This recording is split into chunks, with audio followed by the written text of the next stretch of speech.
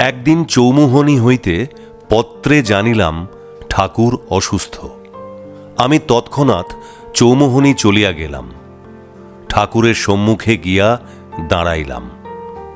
তিনি বলিতে লাগিলেন, আইছ, ভালোই হয়েছে, তোমার সঙ্গে দেখা করা আবশ্যক।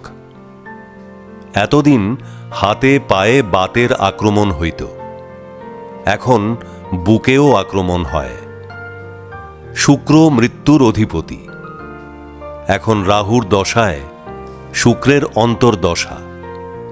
কখন শরীরের অবস্থা কি হয় বলা যায় না। তারপর আমাকে বিশ্রাম করিতে বলিয়া অপর ভক্তদের সঙ্গে আলাপ করিতে প্রবৃত্ত হইলেন।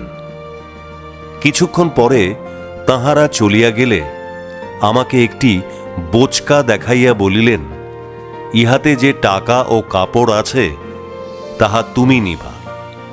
সে সময়ে আমার মনে দৃঢ় প্রতীতি জন্মিল, ঠাকুর শীঘ্রই অপ্রকট হইবেন, এই তাহার পূর্বাভাস। আমার মন কাঁপিয়া উঠিল। সেখানে দোলের উৎসব আনন্দে কাটাইয়া বাড়িতে ফিরিয়া আসিলাম।